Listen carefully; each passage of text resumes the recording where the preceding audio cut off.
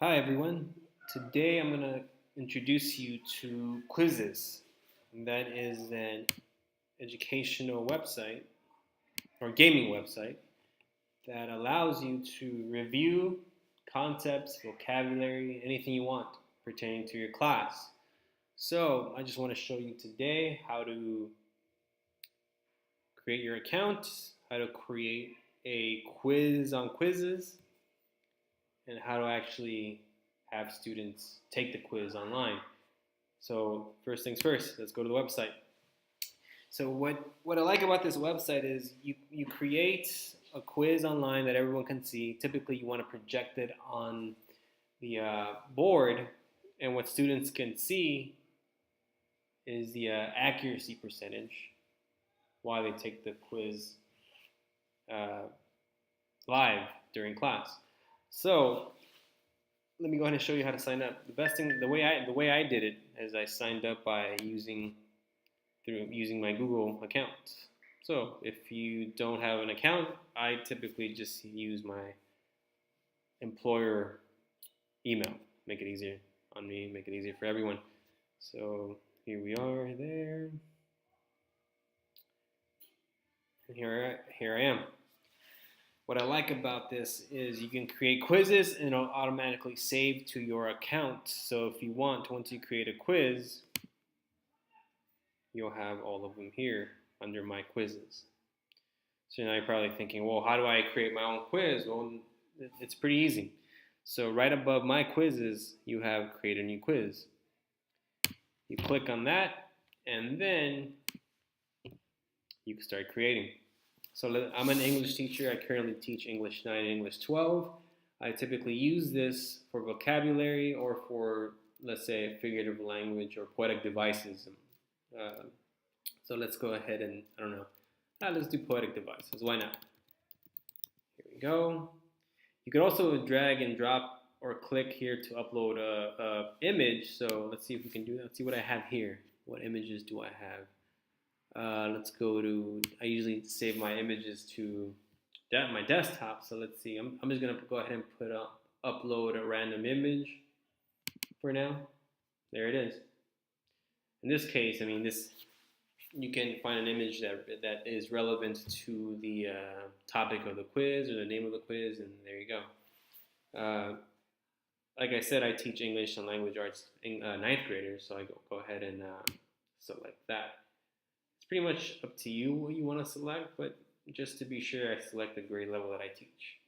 So once you have the name of the quiz, the image, and the relevant classes, you go ahead and create your quiz. Now, what I like about this is that you can go ahead and create your new question. Let's say you really just want to be original. You don't want questions that already exist. Or, to be honest, you want to make your life harder. You create your own questions. So you can do that. Not a problem. So let's see here. Let's go ahead and create, let's say, I don't know. Simile. Okay, let's say simile. So let's say a comparison between two objects using as or like. That's my question there, and then what's not really a question, but you get the picture. So you get answers. So let's say you put in your answers here, metaphor. You have simile, which is the correct answer. There, you can select the correct answer too. The other thing that I like about this is you could have several correct answers too. I'm not just hold on. I'll show you that in a second. It's personification. And what's another one? I don't know, let's say hyperbole. So there you go. So you create the questions, you click on the correct answer. Like I said before, you can have, I think there is an option to have multiple, here it is, multiple answers. So you can pick single or multi-select. For example, simile, personification. So it's really up to you. For now, I'll just keep it simple, keep it a single answer. And the answer is simile, a comparison between two objects using as or like. And that's it, you save it. There's your first question. Now, if you have no time to create your own questions and you really want to just quickly create a quiz, you can always find existing questions. So like I said, we're doing poetic devices. Just type in poetic devices,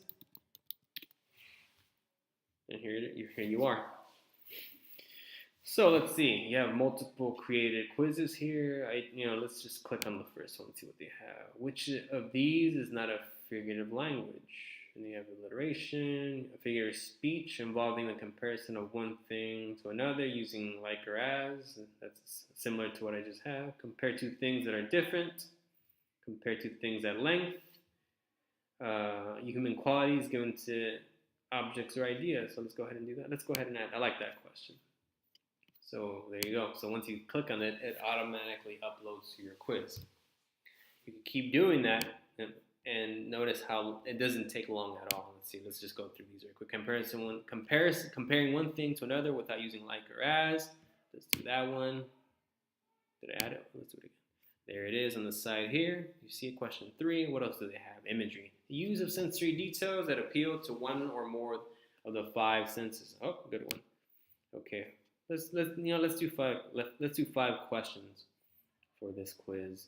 You could always have more than 5. Sometimes my average is usually 20 to 25, but for the sake of this video, I'll keep it at 5. So let's pick one more. Let me see. What is a line or lines that are repeated in the poem? Yeah, let's do that. My students are going over that, so let's go ahead and add it on there. Once you have 5 questions, then you're done. So what do you do after that? You go ahead and finish quiz. So just to recap, if you want to create your own question and be original, go ahead and create your question, clicking and create new question. If you want to find existing questions, which is a lot faster, go ahead and find an existing question. And once you click on find an existing question, you could always go ahead and find keywords by typing them in there. So if you're a math teacher, I don't know, let's say, I don't know things off the top of my head, but algebra here, let's say, I don't know, let's see what happens when you hit algebra. There you go, algebra 4 questions, and there you have it. So it really works well with all subjects, and this is one of the reasons I like quizzes so much. So let's go back to the quiz. Let's finish the quiz. Here you go. So for me, like I said, I teach English, so I pick this is the language. You pick the English language, and then the grades here. This is for a 9th grade class. Sometimes maybe I'll have it for 12th graders, but if you want, you could always keep it at 9th, or your grades, or just 1. It's really up to you. So here it is. So this is just asking me if I want to share with someone else, or at this moment I don't want to do that, so I'll skip that. And here you go. Here's your quiz. So let's go home. How do I get to let's go to the website here. So let's say once you're home, what I like about it is every quiz that I create gets saved under my quizzes here. So poetic devices, figurative language, true diary, how to use the colon in a sentence, poetry terms, week 2 terms. There you go. So let's say you have your quiz ready and you want to assign it in class. So all you have to do is click on it. So let's say this screen is projected on the board. So you have this on the board. You click on your quiz, and then you have options on the right here. You have live game, homework game. I've never tried a homework game. I'm more familiar with live game. That way the whole class can take the quiz simultaneously, and they all get to watch the screen. Solo game is just if you want to quiz yourself. But let's go ahead and for classroom purposes, let's go ahead and select the live game here. So you have this here. All you need to do is just host the game. So once you host the game, you'll notice that you'll get a game code. Now, you project this game code on the board, and what students need to do is they need to go into their quizzes, create an account, which is very simple to do. You could do it on the spot. It usually takes about a minute. Sometimes you might have students who struggle, but in that case, it still doesn't, maybe it's 2 minutes. So what we do here is this. So I'm going to go ahead and pretend I'm a student. You can't see what I'm doing right now, but I'm going to go ahead and try to log in to my Quizizz. And notice I'm going to go ahead. I did not prepare just so you can see how long it might take me. And you might run into these issues, but sometimes it's easy. Sometimes it just gives you trouble, like any kind of technology. So I'm going to go ahead and sign in. I'm going to go ahead and there's an option to join a game. I'm going to go ahead and join the game. And I'm going to log in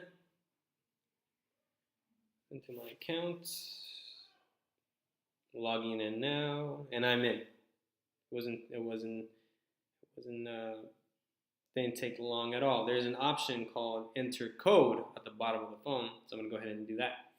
So once I hit the button enter the game or play a game, it'll come up with a screen that says enter game code, and I'll go ahead and put in the code.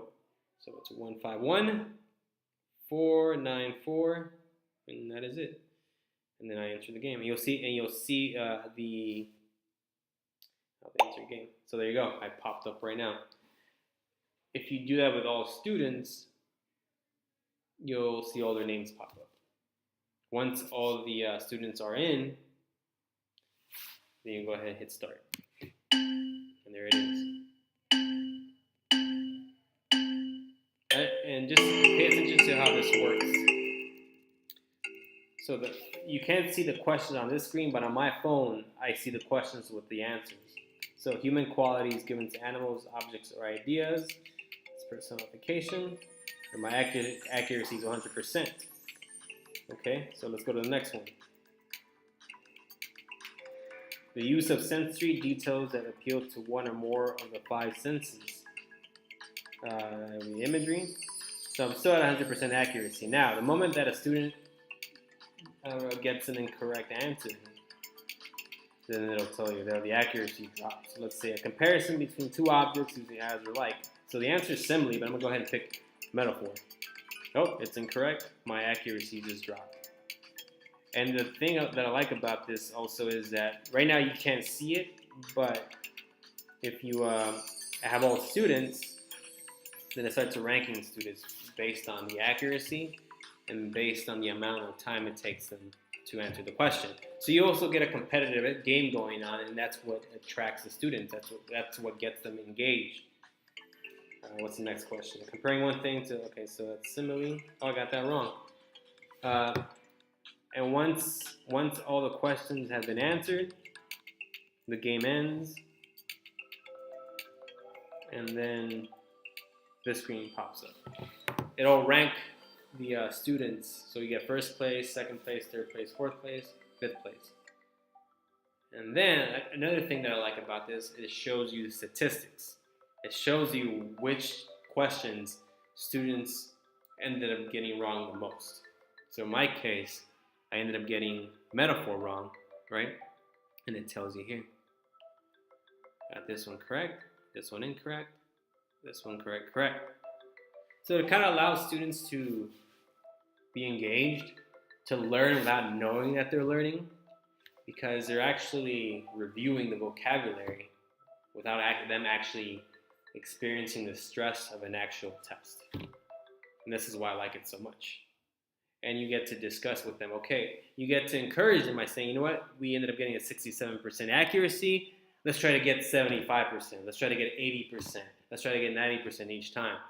And what I've noticed from my own experiences, for each game that they play, within the same class, within the same lesson, the accuracy does go up. So they do retain some things, they do learn some things.